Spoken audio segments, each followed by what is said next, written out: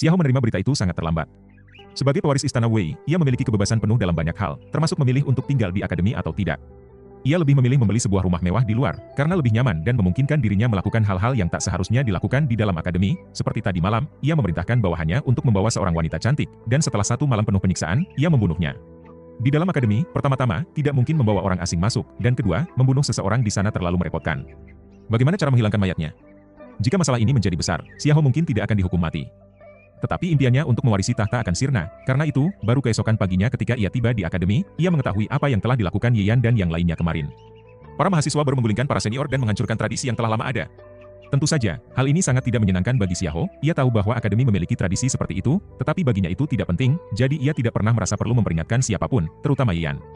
Bahkan, ia berharap Ye Yan akan menderita lebih banyak lagi. Awalnya, Xiao datang ke akademi hari ini hanya untuk menertawakan Ye Yan. Namun, kenyataannya justru sebaliknya, Hu Xi dan Wang Qingsui ternyata sangat luar biasa. Fakta bahwa mereka bisa menaiki tangga menuju langit hanya menunjukkan bahwa mereka memiliki potensi besar. Namun, mereka tetaplah hanya mahasiswa baru dengan tingkat kultivasi rendah. Itu adalah fakta yang tidak bisa disangkal. Tapi mereka berdua telah menciptakan keajaiban. Terutama Wang Qingsui, ia berhasil menggagalkan serangan mendadak tadi malam dan membuat para senior melarikan diri dengan malu. Setidaknya 90% dari kemenangan itu adalah berkat dirinya. Jika seseorang memiliki bakat seperti itu dalam pasukannya, untuk apa lagi membutuhkan ribuan prajurit? Masalahnya, Wang Qingsui hanyalah pelayan Ye Yan. Jika dibandingkan, bahkan Chu Yanran dengan Dharma berperingkat ketiga tampak suram dan tidak ada apa-apanya. Xiao berpikir sejenak dan memutuskan untuk mendekati Ye Yan lagi. Bagaimanapun juga, semua orang bisa dibeli, hanya butuh waktu yang tepat. Di distrik lama akademi, seorang pemuda berbaju abu-abu menyeruput tehnya dengan tenang. Serangan malam gagal lagi, gumamnya santai. Pemuda di hadapannya memiliki wajah cantik dengan bibir merah dan kulit putih, bahkan lebih menarik daripada seorang wanita. Dengan mata seperti burung phoenix yang penuh pesona, ia tertawa kecil dan berkata, mahasiswa baru sekarang sungguh luar biasa. Aku sampai ketakutan. Sambil berkata demikian, ia bahkan menepuk dadanya dengan gerakan menggoda. Pemuda berbaju abu-abu itu adalah Kang Xiong, ahli nomor 2 di akademi. Ia hanya bisa menggelengkan kepala. Kamu, Gong Yulong, adalah ahli nomor 3 di akademi ini. Berapa banyak mahasiswa baru yang bisa membuatmu takut? Tentu saja aku takut. Aku bukan seperti kamu, si jenius tanpa tandingan. Gong Yulong mencibir sambil memutar matanya dengan cara yang menggoda. Kang Xiong mendengus sebelum kembali ke topik utama. Aku memang tidak menyukai tradisi serangan malam. Tapi sebagai anggota akademi, aku tetap punya tanggung jawab untuk menjaga tradisi, jadi kau akan turun tangan sendiri? Mata Gong Yulong berbinar. Tidak perlu, jawab Kang Xiong ringan. Aku akan mengutus beberapa orang untuk memberi pelajaran kepada mahasiswa baru. Mereka harus tahu bahwa para senior yang menyerang kemarin hanyalah kelompok terlemah. Jika mereka mulai merasa terlalu angkuh dan melanggar aturan, itu akan menjadi masalah. Gong Yulong tampak kecewa, tetapi setelah berpikir sejenak, ia bertanya, kapan kita mulai? Malam ini, jawab Kang Xiong dengan tenang. Tengah malam, semua mahasiswa baru berkumpul di alun-alun akademi. Jika kemarin mereka hanya sekadar diterima, maka hari ini upacara resmi penerimaan akan diadakan. Setelah itu, barulah mereka benar-benar dianggap sebagai mahasiswa Jiangnan College. Chen Shan hadir secara langsung. Ia memberikan pidato singkat, mendorong semua mahasiswa baru untuk bekerja keras. Namun, ia tidak berbicara terlalu lama. Mengapa, di antara mahasiswa baru, ada seseorang yang diduga memiliki kekuatan peringkat keempat? Apakah ia harus berdiri di atas dan berbicara panjang lebar sementara orang seperti itu berdiri di bawahnya? Chen Shan mungkin percaya diri, tetapi ia tidak bodoh. Selanjutnya, upacara resmi dimulai. Prosesi ini sederhana, mereka hanya perlu memberi penghormatan kepada pendiri Jiangnan College. Akademi ini sebenarnya telah berdiri lebih lama dari Kekaisaran Daxia sendiri. Konon, pendirinya adalah seorang ahli peringkat ketiga bernama Feng Qisheng. Ia tidak pernah menerima murid atau keturunan, tetapi mendirikan akademi ini untuk membagikan semua pengetahuannya kepada dunia. Namun, setelah berdirinya Kekaisaran Daxia, akademi ini direformasi. Segala teknik dan seni bela diri berkualitas tinggi disita, menyisakan hanya teknik-teknik rendah. Seiring waktu, Jiangnan College semakin merosot. Meski masih menjadi institusi utama di Jiangnan, dalam skala nasional, ia hanya berada di peringkat bawah. Sungguh memalukan bagi para leluhur. Chen Shan seringkali merasa kecewa saat memikirkannya. Namun, tahun ini, ia menemukan beberapa bibit unggul. Jika mereka dibina dengan baik, mungkin kebangkitan akademi bukanlah sesuatu yang mustahil. Para mahasiswa baru berdiri rapi di alun-alun utama. Alun-alun ini luasnya mencapai 10 hektar, dengan sebuah patung batu setinggi lebih dari 20 kaki berdiri di tengahnya. Patung itu menggambarkan seorang lelaki tua yang tampak begitu hidup, seakan bisa bergerak kapan saja. Itulah Feng Qisheng, pendiri akademi dan ahli peringkat ketiga. Di tengah keramaian, Ye Yan memandangi patung itu dan tidak bisa menahan diri untuk menghela napas. Ada sesuatu yang aneh, saat memperhatikan lebih saksama, ia melihat banyak energi keberuntungan, Qi, mengelilingi patung itu. Bagaimana mungkin benda mati memiliki keberuntungan, namun, energi itu perlahan-lahan menghilang, hanya keluar, tidak pernah masuk. Suatu hari, ia akan habis, Ye Yan mendekat. Dengan kesadaran spiritualnya, ia dapat melihat segala sesuatu dalam radius 10 meter dengan sangat jelas. Ia akhirnya mengerti. Ternyata ada sebuah artefak di dalam patung itu. Bukan hanya itu, artefak tersebut telah menyerap energi keberuntungan selama bertahun-tahun dan bahkan mulai mengembangkan kesadarannya sendiri. Begitu Ye Yan mencoba berkomunikasi dengannya, artefak itu langsung menunjukkan permusuhan. Ia mengandalkan energi keberuntungan untuk bertahan hidup dan berkembang, dan tidak ingin diganggu. Namun, saat menyadari betapa luar biasanya kesadaran spiritual Ye Yan, artefak itu gemetar ketakutan. Ye Yan awalnya hanya merasa penasaran. Setelah mengetahui apa yang terjadi, ia pun kehilangan minat. Orang-orang di generasi berikutnya telah mengambil banyak jalan yang aneh. Feng Qisheng, misalnya. Mungkin ingin mencari keabadian dengan cara ini, menempelkan kesadarannya pada senjata sihir. Selama senjata itu tetap utuh, kesadarannya akan tetap hidup, seolah menjalani kehidupan kedua. Namun, di dunia ini, adakah yang benar-benar abadi? Terutama kesadaran spiritual, tanpa tubuh fisik untuk menopangnya, bahkan seorang ahli tingkat tinggi pun akan layu dalam hitungan tahun. Jika kesadaran itu diletakkan di dalam senjata sihir, mungkin bisa bertahan lebih lama, tetapi tetap saja, ia tidak bisa lepas dari senjata tersebut. Seperti di penjara, lalu apa gunanya? Oleh karena itu, jejak jiwa yang ditinggalkan Feng Qisheng sejak awal sudah lama terhapus. Namun, susunan yang ia buat masih ada, terus menyerap keberuntungan hingga ribuan tahun kemudian. Akibatnya, senjata sihir itu menumbuhkan kesadaran baru, menghasilkan roh artefak. Sayangnya, Feng Qisheng hanya membuat baju pengantin untuk orang lain. Yan, kenapa kau masih berdiri di sana? Cepat kembali ke barisan, tegur seorang guru. Siapa yang menyangka pemuda ini adalah guru dari Wang Qingsui dan Huzi? Bukankah ini sama saja menyia-nyiakan bakatnya? Seharusnya ia bertarung demi negara, namun, Yan hanya tersenyum dan bergeser ke samping. Ia tidak akan mempermasalahkan teguran seperti itu. Lagi pula, tak seorang pun mengetahui identitas aslinya, dan kenyataannya, ia memang telah keluar dari barisan, sujud kepada leluhur, seru seorang guru, dalam sekejap, semua orang berlutut. Sebagai siswa Akademi Jiangnan, bukankah wajar untuk menghormati leluhur yang mendirikan akademi ini? Tapi ada pengecualian, Yan, di dunia ini, bahkan dalam sejarah panjang, siapa yang pantas membuatnya berlutut? Tidak ada. Bahkan 8 kaisar besar pun tidak. Jika ia benar-benar harus berlutut untuk menghormati seseorang, kemungkinan besar 8 kaisar itu akan terkejut dan protes. Sebab, Yan adalah pendiri sejati dunia bela diri. Yan, kenapa kau belum berlutut juga? Seorang guru langsung menegurnya. Suaranya cukup keras sehingga para siswa baru pun menyadarinya. Geger, bukankah ini proses paling mendasar saat memasuki akademi, menyembah leluhur? Seperti halnya saat masuk sekte manapun, bukankah langkah pertama adalah memberikan penghormatan kepada pendiri? Bagaimana mungkin seseorang yang bahkan tidak tahu cara menghormati gurunya bisa menjadi murid yang baik? Siapa yang mau membimbingnya? Yan tersenyum tipis. Aku khawatir patung ini tidak akan sanggup menahannya. Ia berbicara jujur. Kaisar sejati memiliki pencapaian luar biasa di dunia ini. Bahkan orang yang paling berbakat pun tidak akan sanggup menahan penghormatan dari seorang kaisar. Mereka pasti akan lenyap dalam sekejap, namun, siapa yang akan mempercayainya? Bukankah itu terdengar seperti lelucon besar? Patung leluhur ini tak sanggup menerima penghormatanmu? Jangan bercanda. Bahkan jika seorang suci zaman ini datang untuk menyembah, patung itu akan tetap berdiri kokoh. Apa kau ingin dikeluarkan dari akademi? Guru yang menegur tadi berbicara dengan wajah serius. Guru-guru lain pun ikut mengawasinya. Menghormati guru dan menjunjung tinggi kebajikan adalah dasar dari dunia bela diri. Yan menghela napas.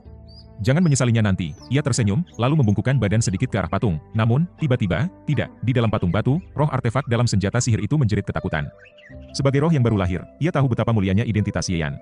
Jika ia menerima penghormatan itu, bukan patungnya yang akan hancur, tetapi dirinya sendiri yang akan lenyap. Bodoh. Kalian ingin membunuhku, namun, terlambat. Krak, begitu Yan membungkukkan badan, terdengar suara retakan halus. Patung batu itu mulai berkah. Roh artefak dalam senjata sihir itu terdiam seolah terkena pukulan telak, bahkan jika itu hanya sedikit penghormatan dari seorang kaisar. Siapa di dunia ini yang sanggup menanggungnya? Masih mau lanjut? Yan berbalik dan bertanya, hening, para guru saling berpandangan. Terlalu kebetulan. Begitu anak ini membungkuk, patung itu langsung retak.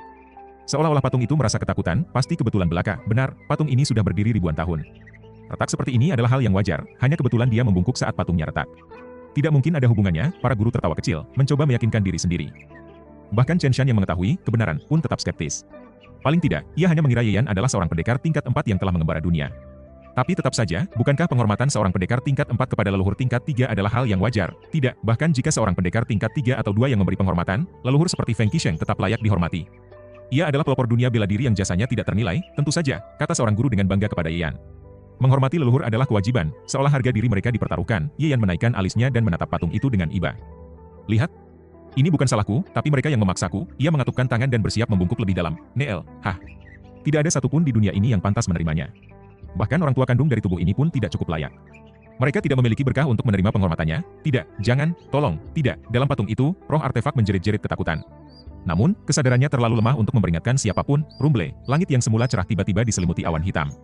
Petir menyambar-nyambar dalam awan yang bergulung di langit. Semua orang merasakan hawa mencekam, seolah dada mereka ditekan oleh sesuatu yang berat. Apa yang terjadi? Yan hanya mengangguk. Jika ia tidak berkata apa-apa sebelumnya, mungkin orang-orang tidak akan berpikir macam-macam. Namun, sekarang berbeda. Ia sudah mengatakan bahwa patung itu tidak akan sanggup menahannya, dan para guru tetap memaksanya. Lalu apa yang terjadi? Pertama, patung itu retak.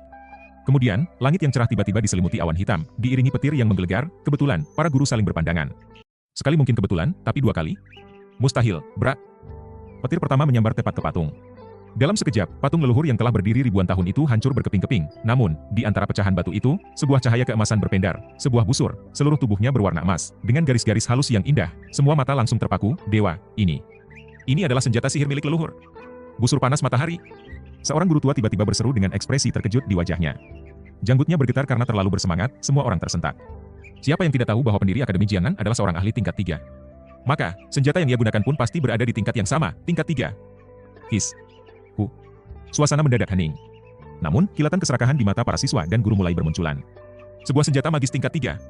Jika seluruh negeri Daxia digeledah, apakah bisa menemukan satu saja? Jawabannya, tidak. Oh, mungkin keluarga kerajaan Daxia memiliki satu, tak heran patung itu retak, lalu kilat menyambar. Rupanya senjata sihir leluhur hendak terlahir kembali. Benar. Senjata tingkat 3, kemunculannya pasti mengguncang dunia. Jika saja aku bisa memilikinya, jangan bermimpi. Tapi, bukankah senjata berkualitas tinggi akan memilih tuannya sendiri? Siapa tahu, mungkin ia akan memilihku. Kerumunan menjadi semakin gaduh. Saat sebuah senjata magis tak bertuan muncul, memang benar bahwa ia akan memilih pemiliknya.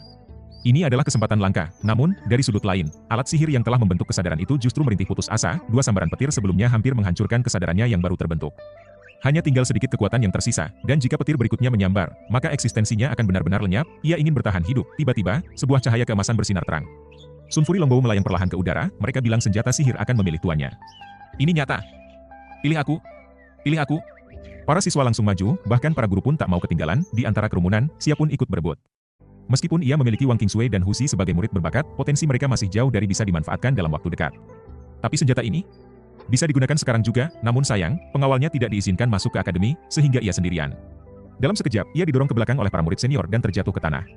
Tapi siapa yang peduli? Semua hanya ingin mendapatkan senjata magis itu, lalu, petir ketiga menggelegar, kilat menyambar langsung ke Sunfuri Longbow, membuatnya bergetar hebat sebelum jatuh ke tanah. Kerumunan semakin liar, ini milikku. Tidak, ini punyaku. Menyingkirlah. Aku yang akan mengambilnya. Namun, tepat saat mereka hendak merebutnya, sesuatu yang mengejutkan terjadi. Sunfuri Longbow kembali melayang ke udara dengan sendirinya. Aura yang mengerikan menyebar, membuat semua orang terpaku di tempatnya, mereka hanya bisa menelan ludah dan gemetar, senjata tingkat 3. Mana mungkin ia bisa diambil begitu saja? Pada saat itu, Sunfuri Longbow tiba-tiba meluncur ke satu arah. Semua orang menahan napas, busur itu terbang ke arah Yeyan mengernyit. Ia tidak butuh senjata magis tingkat 3, di kehidupan sebelumnya, ia adalah seorang kaisar selama 9 generasi. Dari semua harta yang ia simpan, hanya satu yang ia pertahankan, Yan Emperor Stove, sebuah senjata kaisar sejati. Bahkan, ia pernah menguburkan benda itu di kedalaman bumi untuk menstabilkan keseimbangan dunia. Jika saat ini ia masih memiliki senjata kaisar itu, bahkan seorang santo pun tidak akan berani menyentuhnya. Jadi, senjata tingkat 3, menyebalkan, Yeyan mengibaskan tangannya, mengisyaratkan agar Sunfuri Longbow pergi. Namun, senjata itu tidak mau. Semua ini terjadi karena satu hal, Yeyan telah membungkuk ke arahnya. Dengan begitu, Sunfuri Longbow hanya memiliki satu harapan untuk bertahan hidup, berlindung di bawah naungan pria ini. Senjata itu terus melayang mengelilingi Yeyan, berusaha menarik perhatiannya. Yeyan menghela napas. Ia benar-benar tidak peduli. Tapi jika ia tidak menerima senjata ini, maka ia akan terus diganggu. Akhirnya, ia menjulurkan tangannya dan meraih Sunfuri Longbow, seolah mendengar panggilan surga. Artefak itu bergetar pelan, kesadarannya yang hampir hancur akhirnya bisa bernapas lega. Namun, yang membuat artefak itu lebih terkejut adalah sesuatu yang lain. Begitu Yeyan menyentuhnya, aura yang luar biasa kuat menyelimuti tubuhnya. Aura itu begitu agung, seakan mampu menentang hukum langit. Artefak itu gemetar ketakutan. Dulu ia berpikir bahwa Yeyan hanyalah seorang ahli luar biasa. Tapi sekarang, ia sadar. Pria ini bukan hanya kuat. Ia adalah eksistensi yang seharusnya tidak bisa dijelaskan oleh dunia ini, betul. Aku harus tetap bersamanya. Jika tidak, aku akan binasa. Dalam pandangan semua orang, mereka melihat bahwa senjata tingkat 3 ini tampak menjilat Yeyan. Busur itu terus menggosok-gosokkan dirinya ke tubuh Yeyan, seolah seekor anjing kecil yang ingin menyenangkan tuannya. Sementara itu, Yeyan hanya tampak jengah dan terus menyingkirkannya dengan wajah penuh kebosanan. Sungguh pemandangan yang membuat frustrasi. Yeyan benar-benar tidak menginginkannya, sementara semua orang yang ada di sana hanya bisa menggigit jari, ingin meneriakkan sesuatu yang tersimpan di dalam hati mereka. Kalau tidak mau, berikan saja padaku. Di dunia ini, tidak ada yang lebih ditakuti selain perbandingan. Baru saja, semua orang saling berebut demi Sunfuri Longbow hingga menunjukkan sisi terburuk mereka. Namun, Yeyan sama sekali tidak ikut serta dalam perebutan itu. Ironisnya, justru dia yang dipilih oleh senjata sihir tingkat 3 ini. Bahkan, dia tampak tidak menyukainya sama sekali. Seolah-olah senjata itu seperti seekor anjing yang memohon agar diterima, dan setelah merasa terganggu, akhirnya Yeyan menerimanya dengan enggan. Jika begitu, lalu kami ini apa? Tamparan ini terasa begitu keras? Apa istimewanya bocah ini hingga Sunfuri Longbow memilihnya? Semua orang tidak habis pikir. Mereka hanya bisa menyimpulkan bahwa senjata ini telah buta. Yeyan, Sunfuri Longbow adalah harta akademi ini. Serahkan segera. Seorang guru tiba-tiba melangkah maju dan berteriak. Dia bukan guru biasa, melainkan seorang wakil dekan. Namanya Li Jinqi, dan di belakangnya berdiri keluarga Wu, salah satu keluarga raksasa di Yangcheng dengan kekuatan tingkat 7. Jiangan Khalid sudah lama dikuasai oleh berbagai keluarga kaya dan berpengaruh. Para wakil dekan diangkat oleh mereka dan harus melayani kepentingan para raksasa ini. Salah satu tugas mereka adalah memilih talenta terbaik. Begitu mereka menemukannya, mereka akan segera menghubungi keluarga terkait dan menawarkan imbalan besar untuk menarik talenta tersebut. Meskipun akademi memang berfokus untuk melatih para jenius, sumber daya yang diberikan oleh dinasti Daxia terbatas. Dari 800 mahasiswa, setiap orang hanya mendapatkan jatah sumber daya yang sama. Kecuali segelintir jenius yang bisa mendapatkan lebih banyak. Namun, keluarga kaya bisa memberikan lebih dari 20 hingga 30 kali lipatnya. Dengan imbalan sebesar itu, bukankah mereka bisa merebut para talenta dengan mudah? Dalam jangka panjang, dinasti Daxia justru kehilangan talenta terbaiknya ke tangan keluarga kaya. Satu-satunya tempat yang masih lepas dari cengkraman keluarga-keluarga ini adalah Akademi Daxia, yang berada di bawah pengawasan langsung kaisar. Namun, akademi lain tak lebih dari tempat pencetak tenaga kerja bagi keluarga kaya. Kini, sebuah senjata sihir tingkat 3 telah muncul. Bagaimana mungkin para wakil dekan dan guru yang menjadi kaki tangan keluarga kaya tidak turun tangan? Benar. Kau hanya seorang mahasiswa baru, tidak layak memiliki harta akademi ini. Cepat serahkan. Harta ini harus dijaga oleh akademi, para guru lainnya ikut bersuara. Bahkan mereka yang bukan bagian dari keluarga kaya merasa bahwa tidak pantas jika seorang mahasiswa baru memegang harta berharga seperti itu. Yan tersenyum kecil. Apakah dia peduli dengan senjata sihir tingkat 3? Tentu saja tidak. Bahkan, dia merasa muak dengannya. Tapi, itu urusannya sendiri. Siapa mereka hingga berani memberinya perintah? Serahkan sekarang juga. Para guru mulai mengepungnya dengan sikap mengancam. Mereka mencoba menekannya. Yan tetap bersikap tenang, tetapi ada hawa membunuh dalam hatinya. Seorang kaisar tidak boleh dihina. Apa yang kalian lakukan? Tiba-tiba terdengar suara menggelegar. Chen Shan, sang dekan, maju dan berdiri di depan Yan. Senjata sihir memiliki kesadaran dan memilih tuannya sendiri. Apa yang kalian lakukan ini? Merebut harta dari seorang mahasiswa? Memalukan, namun, para guru itu hanya tersenyum sinis. Biasanya mereka memang tunduk pada dekan, tetapi tidak untuk kali ini. Sun Fury Longbow adalah harta luar biasa. Dan mereka yakin keluarga kaya di belakang mereka tidak akan segan-segan membayar harga berapapun untuk mendapatkannya. Dekan, senjata ini baru saja lahir dan mungkin masih dalam kebingungan, ujar Li Jinqi dengan tenang. Sebaiknya kita biarkan ia memilih tuannya kembali dalam beberapa hari. Namun, sebelum itu, senjata ini harus diamankan oleh akademi, benar. Para guru lainnya mengangguk setuju. Jika Yan menyerahkannya, mereka yakin keluarga di belakang mereka akan segera mengambilnya dengan berbagai cara. Dan ketika harta ini hilang, mereka hanya bisa menyalahkan lemahnya pengawasan akademi. Chen Shan gemetar menahan amarah. Dia tahu akademi telah lama dikuasai oleh berbagai kekuatan besar, tetapi kali ini mereka terang-terangan menantangnya. Namun, apa yang bisa dia lakukan? Dia sendirian, menggunakan kekerasan, sebagai satu-satunya kultivator tingkat 7 di akademi, dia memang bisa mengalahkan mereka. Tetapi jika seorang dekan harus menggunakan kekuatan untuk memaksa para bawahannya patuh, bukankah itu hanya akan menjadi bahan tertawaan? Keberadaannya sebagai pemimpin justru akan dipertanyakan. Chen Shan menarik napas berat, matanya penuh amarah, tetapi para guru itu tidak gentar. Mereka tahu bahwa setiap keluarga yang mereka wakili memiliki kultivator tingkat 7 sendiri. Yan, serahkan Sun Fury Longbow, cepat serahkan. Seorang mahasiswa baru sepertimu tidak pantas memiliki senjata sihir tingkat 3. Para guru kembali menekan Yan. Namun, di saat itu, Sun Fury Longbow tiba-tiba melayang ke udara. Apakah senjata ini akan memilih ulang tuannya? Bagaimana mungkin seorang mahasiswa baru seperti Yan bisa menaklukkannya? Pilih aku. Pilih aku. Para guru menatap penuh harap, namun, tiba-tiba, senjata itu menarik talinya sendiri. Sebuah cahaya terang muncul. Membentuk anak panah bercahaya dengan ujung menyala seperti matahari, anak panah itu mengarah pada seorang guru. Seketika, wajahnya memucat dan tubuhnya bergetar. Tekanan yang luar biasa membuatnya seolah akan mati dalam hitungan detik. Tali busur bergetar halus dan mengeluarkan suara lembut, namun suaranya terdengar jelas di seluruh sudut Yang Cheng. Anak panah melesat. PFFT, guru yang pertama terkena serangan bahkan tidak sempat bereaksi. Tubuhnya langsung tertembus, terbakar, dan menghilang menjadi abu. Namun, serangan itu tidak berhenti. Anak panah bercahaya berbelok di udara, menembus guru lainnya. Satu persatu mereka dilenyapkan dalam sekejap. Paf! Paf! Paf, dalam waktu singkat, para guru yang berani menekan Yan musnah tanpa sisa, dan kemudian, anak panah bercahaya itu menghilang. Kekuatan dari senjata sihir tingkat 3 ini begitu menakutkan, namun, ini baru sekelumit dari kekuatannya. Tuan, aku telah menggunakan kekuatan terakhirku. Akan butuh setidaknya 10 tahun untuk pulih. Sun Fury Longbow mengirimkan pesan kesadarannya ke Yan, senjata ini pernah terkena hukuman langit, membuat kesadarannya hancur 99%. Kini, ia hanya mampu mengeluarkan satu serangan. Namun, ia bertekad untuk tetap bersama Yan. Tidak. Ia tidak boleh ditinggalkan. Aura yang dimiliki Yan, yang begitu dekat dengan Tao, adalah kesempatan bagi Sun Fury Longbow untuk berkembang lebih jauh. Ia harus tetap di sisi tuannya. Semua orang tertegun. Mereka menatap kosong ke arah kejadian ini. Bulu kuduk mereka berdiri. Hati terasa mencengkeram, dan ketakutan yang tak terlukiskan menyelimuti diri mereka. Senjata magis tingkat 3 menunjukkan kekuatannya, membunuh dengan sendirinya, dan aura pembunuhannya menjulang tinggi. Tidak peduli seberapa banyak orang yang ada, begitu talinya ditarik dan anak panah dilepaskan, semuanya binasa dalam satu serangan. Senjata magis memiliki kesadaran. Ia akan memilih tuannya sendiri, bagaimana mungkin bisa dirampas oleh orang lain? Tidak, ini lebih dari sekadar kesadaran, ini adalah kelahiran roh artefak yang bisa menyerang dengan sendirinya. Astaga, sungguh membuat iri. Semua mata tertuju pada Yan. Siapa yang berani merebutnya sekarang? Tidak ada. Tidak melihat bagaimana Sun Fury Longbow seperti anjing peliharaan yang menempel pada Yan, namun yang lebih membuat mereka tidak habis pikir, Yan justru menunjukkan ekspresi jijik. Kau tak ingin? Berikan saja padaku, aku tidak akan menolaknya. Semua orang berteriak dalam hati, tapi mereka tahu, itu mustahil. Setelah rasa iri, muncullah rasa cemburu yang membara. Apa istimewanya bocah ini? Kenapa harus dia yang dipilih oleh senjata magis? Di tengah kerumunan, Chu Yanran mengepalkan tangan hingga buku jarinya memutih, mata indahnya nyaris menyemburkan api. Kenapa? Kenapa? Dia tahu persis siapa Yan, dan itulah sebabnya dia merasa semakin tidak terima. Bagaimana mungkin seorang bocah miskin dari desa terpencil tiba-tiba melesat ke langit? Dia harus mencari tahu alasannya. Jika dia bisa merebut kesempatan ini, maka apa artinya seorang pangeran sekalipun? Lagi pula, senjata magis tingkat 3 lebih berharga daripada status seorang pangeran, namun pertanyaannya, berapa lama Yan bisa bertahan? Jika hanya sementara, seberapa besar kekuatan yang bisa dikeluarkan seorang murid baru bahkan jika memiliki senjata tingkat 3, bisa jadi, memegang harta karun seperti ini malah mempercepat kematiannya? Chu Yanran tersenyum sinis. Yan, kau pikir aku akan putus asa melihatmu melesat ke puncak? Tidak.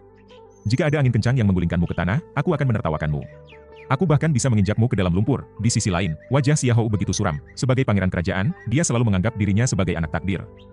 calon pewaris tahta, bahkan lebih dari itu. Namun, senjata magis tingkat 3 yang lahir ini bahkan tidak meliriknya, malah langsung memilih Ye Yan, serta dengan tidak tahu malunya menempel pada bocah itu. Bagaimana dia bisa menerima ini? Kemarin, Ye Yan mencuri perhatiannya, hari ini, Ye Yan merebut harta sejati di depan matanya. Ye Yan, dunia ini tidak cukup luas untuk kita berdua.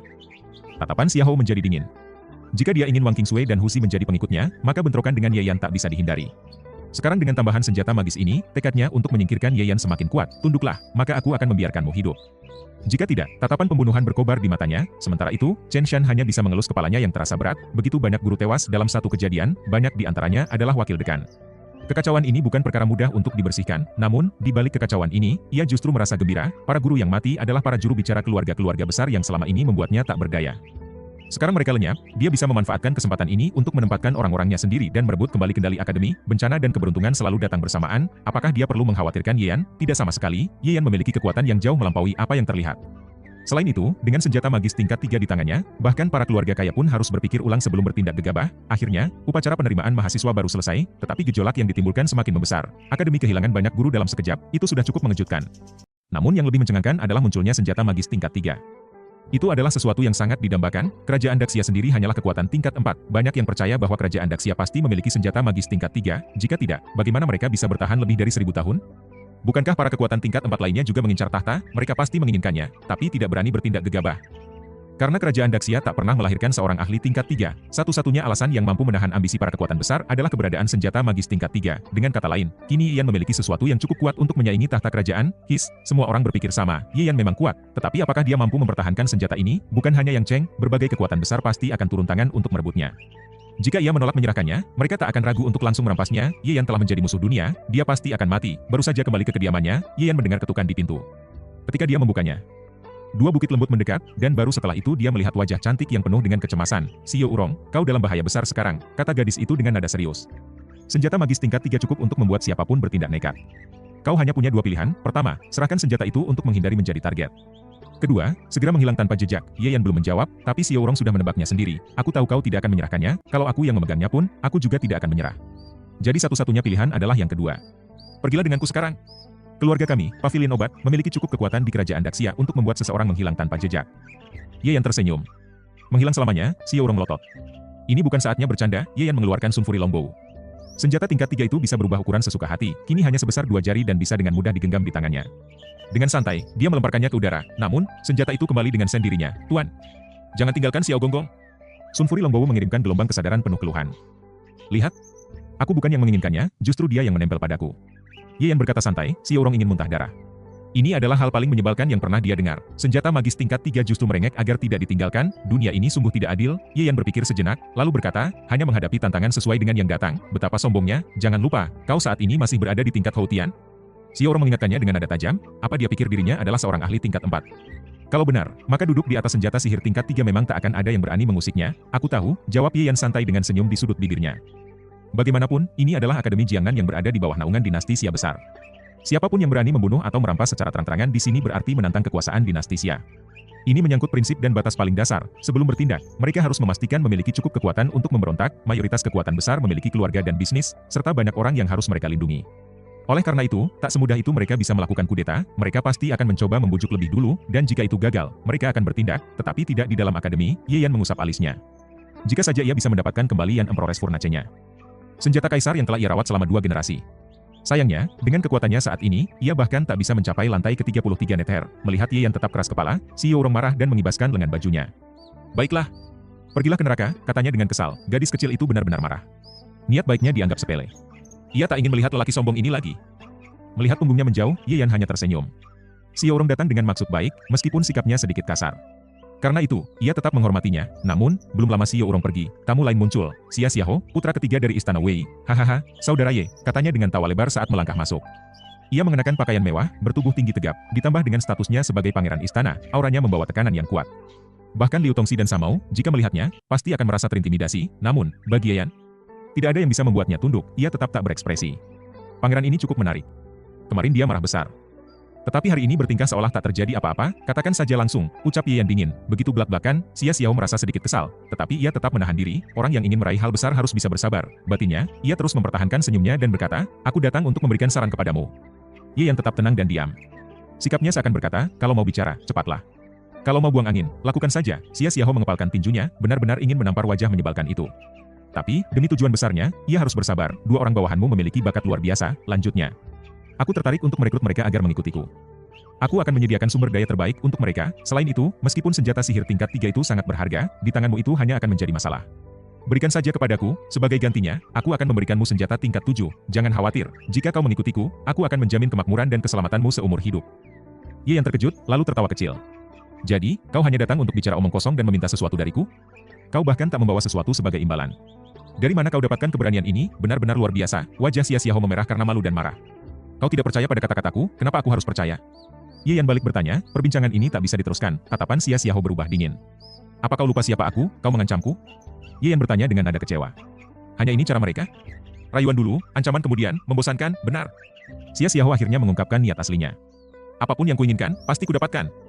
Kalau begitu, cobalah, kata Yan santai. Xia Xiaohu ingin bertindak, tetapi ia juga sadar bahwa dirinya hanya berada di tingkat 9 Houtian. Sementara itu, Ye Yan telah mencapai 80 anak tangga di tangga pencerahan. Potensinya jelas lebih besar daripada dirinya. Ditambah lagi, lawannya memiliki senjata sihir tingkat 3, tak boleh gegabah. Akademi ini memiliki aturan. Meskipun ia seorang pangeran, ia tak bisa membawa pengawalnya masuk. Kalau sampai ketahuan menyuruh pengawal mencuri senjata, ayahnya pasti akan menghukumnya berat dan ia akan kehilangan hak atas tahta. Ia harus bersabar. Baiklah, Ye Yan. Ingat kata-kataku hari ini. Kau menolakku, kau akan menyesal, katanya sebelum pergi. Satu orang lagi yang pergi dengan kesal. Seandainya amarah bisa meningkatkan kultivasi, mungkin Xia Xiaohu sudah mencapai alam kaisar sekarang. Setelah itu, tak terhitung berapa banyak orang yang datang ke halaman Ye Yan.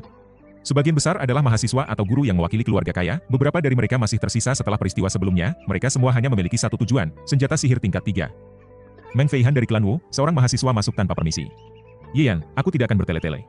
Serahkan Sun Fury Longbow, dan klan Wu akan memberimu kekayaan tak terbatas. Ye Yan menatapnya sekilas dan bertanya, kalau aku menolak, Meng Feihan menggelengkan kepala.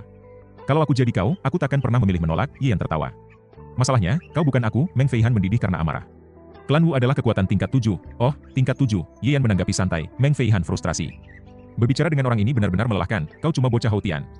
Sadarlah, katanya sambil menepuk meja. Tatapan Ye Yan berubah dingin. Aura tak terlukiskan mengalir keluar. Seketika, Meng Feihan merasakan tekanan luar biasa. Ia berlutut, tubuhnya gemetar hebat. Pergi. Ye Yan mengibaskan tangannya. Meng Feihan lari terbirit-birit, masih dipenuhi ketakutan. Ia tak bisa memahami bagaimana seorang bocah Houtian bisa memberikan tekanan seolah langit runtuh. Namun sebelum benar-benar pergi, ia berteriak, Ye Yan, kau sudah menolak kebaikan klan Wu. Kau mati. Tak ada yang bisa menyelamatkanmu. Kemudian ia lari sekencang mungkin. Setelahnya, lebih banyak orang datang. Namun, Ye Yan mulai bosan. Ia meminta Husi berjaga di pintu dan tak menemui siapapun lagi. Siapapun yang tak tahu diri akan langsung ia tendang keluar, dengan Husi sebagai penjaga. Halaman itu akhirnya sunyi kembali. Xia kembali dengan wajah masam ke halaman persinggahan yang dibelinya dekat akademi. Untuk melampiaskan amarahnya, ia menyiksa seorang wanita yang baru saja dirampasnya. Setelah puas, ia mengenakan pakaian yang rapi tanpa sedikit pun melirik tubuh wanita yang penuh luka di atas ranjang. Kemudian, dengan suara dingin, ia berkata, panggil Chu Yanran ke sini. Baik, Tuan. Seorang pengawal segera bergegas melaksanakan perintahnya. Tak lama, Chu Yanran tiba di halaman dan memberi salam dengan hormat. Aku ingin semua informasi tentang Ye Yan, kata Xia dengan tenang, duduk santai sambil menikmati teh. Baik, Tuan, jawab Chu Yanran, lalu mulai menceritakan segala sesuatu yang ia ketahui tentang Ye Yan tanpa melebih-lebihkan ataupun mengurangi fakta. Xia menatapnya sekilas, namun tak merasa tertarik. Chu Yanran memang wanita tercantik di kota Su, meski masih di bawah Wang Qingsui dan Xiao Urong. Ia bisa saja menjadikannya sebagai selir dan sekaligus bawahan, tetapi ada satu hal yang mengganggunya, Chu Yanran adalah mantan istri Ye Yan. Meskipun wanita itu sendiri yang menceraikan Ye Yan, pada akhirnya, Ye Yan yang mencampakkannya seperti barang tak berharga. Jika Xia menerimanya, bukankah itu berarti ia hanya mengambil sisa-sisa Ye Yan? Sebagai pangeran, bagaimana mungkin ia rela menerima sampah orang lain? Itu akan menjadi aib bagi dirinya. Jika Ye Yan ingin melihatmu terjatuh ke dalam lumpur sementara ia naik ke langit, maka aku akan memberikan semua sumber dayaku untuk melatihmu. Aku ingin kau sendiri yang menembaknya jatuh dari langit, membuatnya tergeletak di tanah sementara kau berdiri di puncak. Kata Xia dengan nada penuh percaya diri. Mendengar itu, Chu Yanran begitu bersemangat hingga ia setengah berlutut. Yanran bersedia naik ke gunung pedang dan terjun ke lautan api demi pangeran? Aku tidak akan mengecewakanmu. Xia mengangguk puas. Dengan bakat yang ia miliki, Chu Yanran memang layak dilatih. Lagi pula, ia bisa menjadi alat yang sempurna untuk menghancurkan Ye Yan. Di kota Yangcheng, perbincangan terbesar dalam beberapa hari terakhir adalah munculnya senjata sihir tingkat 3 di Akademi Jiangnan. Kejadian itu disaksikan oleh banyak orang, sehingga mustahil untuk menyembunyikannya. Siapa yang mendapatkan harta itu? Seorang siswa bernama Ye Yan. Apa? Seorang siswa? Keluarga-keluarga besar seperti klan Wu dan klan Han pasti tidak akan diam saja, kan? Kau pikir mereka tidak mencobanya? Mereka mengutus wakilnya untuk merebut busur itu, tapi mereka malah terbunuh oleh busur matahari yang murka. Senjata sihir yang memilih tuannya sendiri. Semua orang pun tersadar dan mulai merasa iri kepada Ye Yan. Namun, seiring informasi tentang dirinya terus terungkap, masyarakat mulai mempertanyakan keadilan dunia. Apa? Dia berasal dari Kabupaten Xixian di bawah yurisdiksi kota Su? Tempat terpencil macam apa itu? Dia bahkan hanya seorang menantu yang masuk ke keluarga orang lain. Dan dia pernah diusir dari rumah dengan surat cerai? Apakah senjata sihir itu buta hingga memilih orang seperti dia? Kalau begitu, aku juga bisa mendapatkannya. Kota Yang Cheng pun gempar. Jika pemilik busur matahari yang murka adalah seseorang seperti Lin Chen, mereka mungkin akan menerimanya. Namun, fakta bahwa Yan, seorang yang dianggap tidak berharga, mendapatkan harta itu membuat mereka tidak bisa menerimanya, dia tidak pantas memilikinya. Senjata tingkat 3 seharusnya tidak jatuh ke tangan orang sepertinya. Opini publik pun bergeser menjadi tekanan yang besar terhadap Yan. Tanpa sepengetahuan mereka, semua ini adalah bagian dari rencana sia-sia untuk menghancurkan reputasi Yan. Di distrik mahasiswa senior, di sebuah halaman yang sunyi, Kang Xiong dan Gong Yulong duduk dalam diam. Aku tidak menyangka ini akan terjadi. Kang Xiong akhirnya angkat bicara, suaranya dipenuhi keterkejutan, benar-benar mengejutkan. Gong Yulong setuju, lalu menepuk dadanya dengan ekspresi ketakutan. Hampir saja aku pingsan. Kang Xiong ingin meninjau wajah pria ini. Bagaimana mungkin seseorang yang begitu kuat bisa bersikap begitu lemah lembut seperti itu? Kau masih ingin mengutus orang-orangmu? Gong Yulong bertanya, masih dengan gaya lembutnya. Kang Xiong mendengus.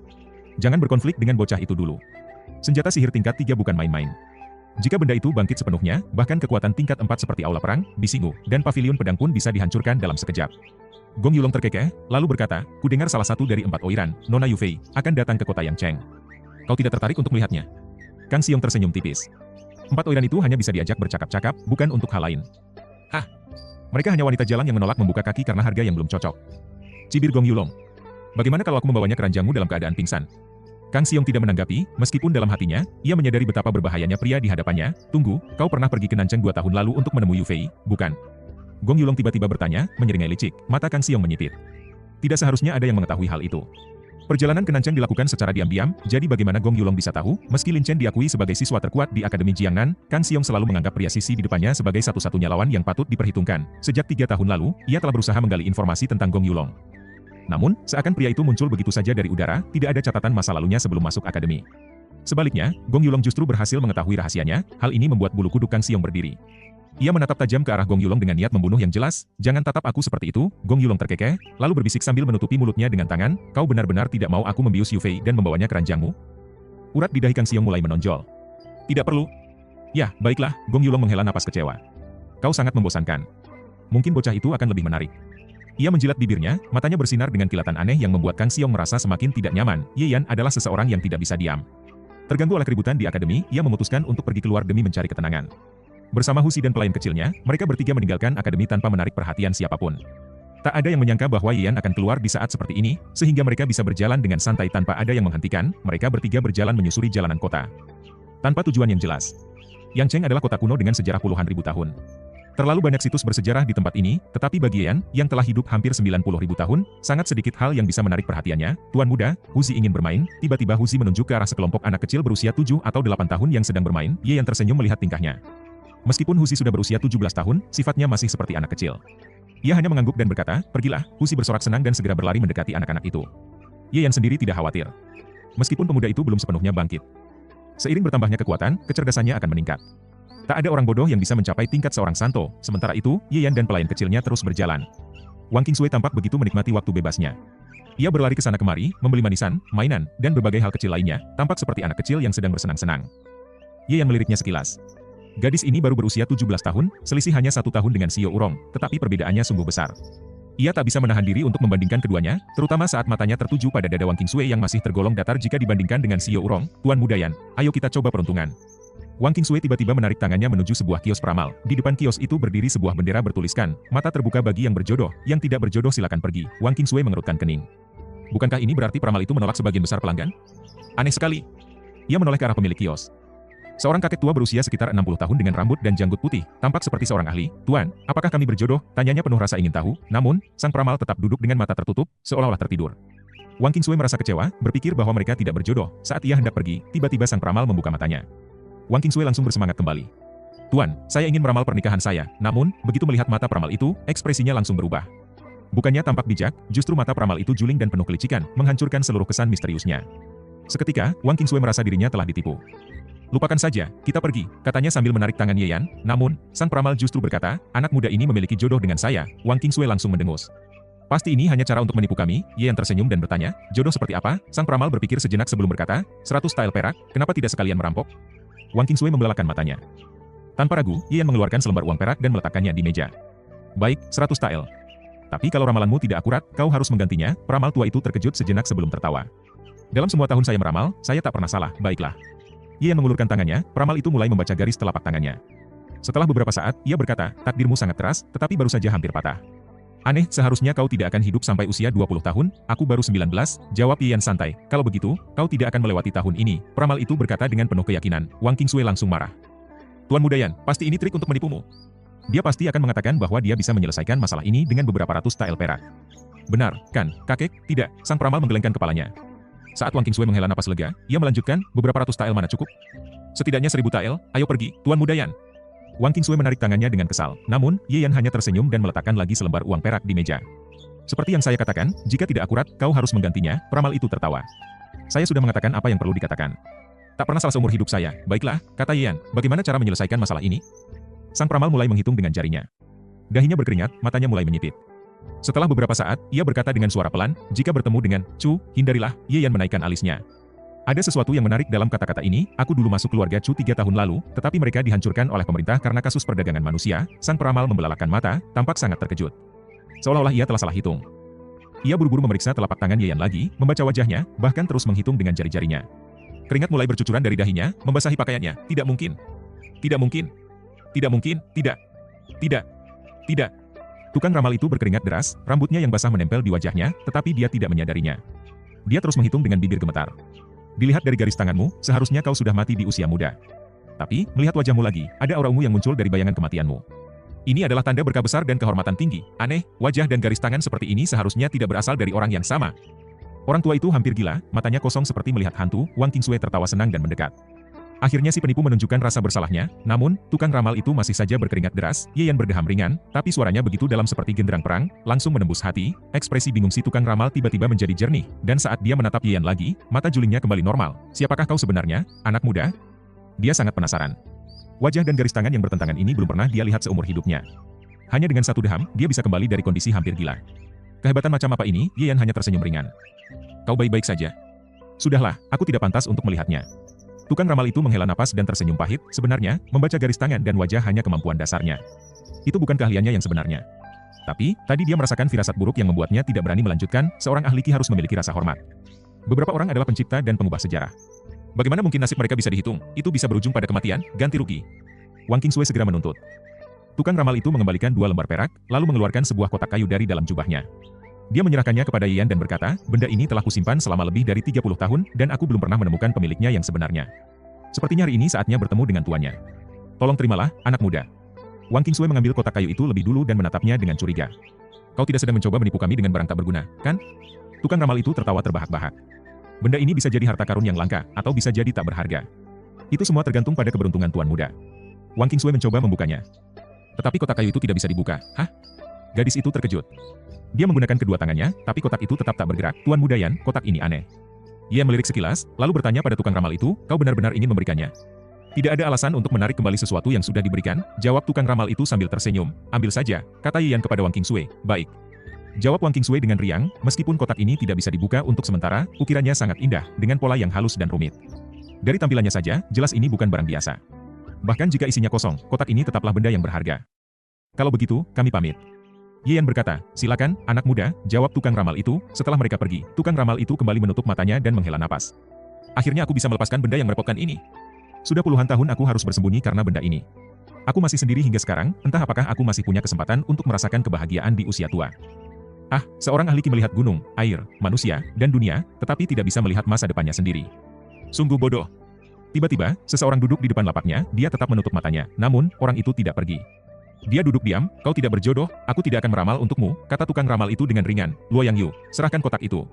Suara orang itu rendah dan dingin, tukang ramal itu langsung membuka matanya dan melihat seorang pria bertopi duduk di depannya. Meskipun duduk, tubuhnya masih lebih tinggi dari kebanyakan orang yang berdiri, tukang ramal itu tersenyum tipis. Kotak kayu apa? Jangan pura-pura bodoh. Kalau kau masih berpura-pura. Jangan salahkan aku. Pria bertopi itu mendengus dan mengulurkan tangan untuk meraih tukang ramal itu, dengan suara robek. Dia merobek sebagian besar jubah si tukang ramal, memperlihatkan kemeja putih di dalamnya. Tukang ramal itu tersandung ke belakang. Rampok! Rampok! Pria bertopi itu hendak mengejar, tetapi seseorang menghalangi jalannya. Tuan Liu. Pria bertopi itu segera memberi salam dengan hormat. Orang yang datang mengenakan pakaian cendekiawan, bertubuh sedang, berusia sekitar 50-an, dengan janggut yang rapi. Dia menyentuh janggutnya dan berkata dengan tenang, benda itu sudah tidak ada lagi pada Luo Yang Yu. Pria bertopi itu tahu betapa hebatnya Tuan Liu. Jika dia berkata begitu, maka pasti benar. Dia tidak bertanya lagi, hanya menatapnya dengan penuh tanya. Tuan Liu berpikir sejenak lalu berkata, benda itu baru saja ia berikan. Aura Luo Yang Yu masih kuat. Periksa siapa yang baru saja berhubungan dengannya, cari tahu semua informasi, lalu laporkan padaku. Lalu dia. Pria bertopi itu menunjuk Luoyang Yu yang mulai menghilang di tengah keramaian. Ahli Qi adalah orang yang malang. Tidak perlu mengganggunya. Tuan Liu tersenyum. Seorang ahli Qi menghabiskan hidupnya membocorkan rahasia, dan dunia tidak akan pernah menerimanya dengan baik. Kau juga seorang ahli Qi, bukankah itu berarti kau sedang mengutuk dirimu sendiri? Pria bertopi itu ragu sejenak, tetapi akhirnya hanya menjawab, baik. Sementara itu, Ye Yan dan Wang Qingsui kembali mencari Husi. Ketika mereka tiba di tempat sebelumnya, mereka melihat Husi terbaring di tanah seperti seekor kuda, dengan seorang pemuda menungganginya. Beberapa pemuda lain berdiri di sekeliling mereka, tertawa dan bercanda. Jika anak-anak yang menunggangi Husi adalah anak-anak yang bermain dengannya sebelumnya, Ye Yan tentu tidak akan berkata apa-apa, namun, ini adalah orang dewasa yang menungganginya. Tatapan Ye Yan langsung menjadi dingin. Husi, berdiri. Perintahnya tegas. Husi segera bangkit. Pemuda yang menungganginya pun jatuh dan mendengus kesal. Kenapa berhenti? Ye Yan menatapnya dingin. Kau lebih baik punya alasan yang bagus. Wajah Ye Yan menjadi sangat muram. Apakah Husi bodoh? Tidak, dia hanya polos dan berhati murni, sehingga mudah percaya pada kata-kata orang lain. Husi, sekarang giliranmu untuk menungganginya. Ye Yan berkata dengan tenang, baik. Husi langsung berseri-seri. Baginya, ini hanyalah sebuah permainan. Jika tadi dia bisa ditunggangi, maka sekarang gilirannya, masih ingin menunggangi tuan muda ini? Pemuda yang sebelumnya menunggangi Husi mencibir. Apa kau tidak tahu siapa aku? Oh, siapa kau? Ye Yan bertanya ringan, aku Jue, dari keluarga Wu, jawab pemuda itu dengan bangga. Ye Yan langsung mengerti. Di Yangcheng, terdapat 7 keluarga terpandang, dan keluarga Wu adalah salah satunya. Tidak heran dia begitu arogan, melihat Ye Yan tampak sedikit tertegun saat mendengar nama, Wu Jue semakin percaya diri. Dia mengira Ye Yan pasti ketakutan. Bukankah itu hal yang wajar? Keluarga Wu adalah salah satu dari 7 keluarga besar di Yangcheng. Mereka memiliki seorang ahli tingkat 7 yang mengawasi keluarga. Bahkan di seluruh provinsi Jiangnan, mereka adalah salah satu yang terkuat. Apalagi, ini bukan sekadar permainan bagi Wu Jue. Jika dia ingin, membunuh seorang bawahan seperti Husi bukanlah masalah besar. HMPH, kau masih berani melawanku? Wu Jue mengejek. Aku akan memberimu kesempatan untuk menebus kesalahanmu. Berlutut dan jadilah kudaku, aku akan menunggangimu keliling tempat ini. Tuan muda Wu, lihat gadis itu. Salah satu temannya tiba-tiba menyela. Wu Jue pun menoleh ke arah Wang Qingsui, dan matanya langsung berbinar. Kecantikan luar biasa. Begitu mempesona, lupakan. Aku orang yang dermawan. Aku malas mengurusi kalian. Tapi gadis kecil ini, ikutlah denganku.